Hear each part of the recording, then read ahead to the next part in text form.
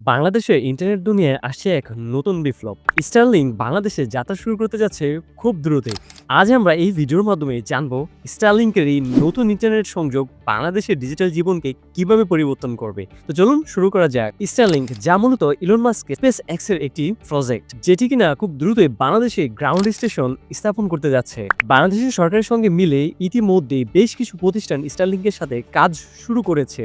Starlink মূলত satellite ভিত্তিক internet সেবা প্রদান করে থাকে। বাংলাদেশে এই সেবার ক্ষেত্রে কি কি সুবিধা পাওয়া যাবে তা একটু আমরা জেনে নেই। তুমি যে বিষয়টা লোডশেডিং বা যে কোনো দুর্যোগের সময় নিরবিচ্ছিন্ন ইন্টারনেট সংযোগ আমরা পেতে পারি। গ্রাম থেকে শুরু করে পাহাড়ি বা উপকূলীয় অঞ্চলগুলোতে আমরা পেতে পারি হাই স্পিড ইন্টারনেট। উদ্যোক্তা, ফ্রিল্যান্সার এবং এনজিওর বিভিন্ন ব্যবসায়ীদের জন্য থাকছে নতুন ব্যবসায়ীর সম্ভাবনা। আর তাই এই সকল সুবিধার কথা চিন্তা করে বাংলাদেশ সরকার ইতিমধ্যে স্টারলিংকের সাথে কাজ শুরু করেছে। বাংলাদেশের বর্তমান প্রধান উপদেষ্টা ইলন মাস্ককে আমন্ত্রণ জানিয়েছে এই কার্যক্রমের উদ্বোধন করার জন্য। প্রফেসর মোহাম্মদ ইউনুস গত 19 ফেব্রুয়ারি ইলন মাস্ককে বাংলাদেশ সফরে আমন্ত্রণ জানিয়েছেন। তিনি বলেছেন এই ধরনের ইন্টারনেট সেবা বাংলাদেশের ইয়ং জেনারেশনের জন্য কতটা গুরুত্বপূর্ণ।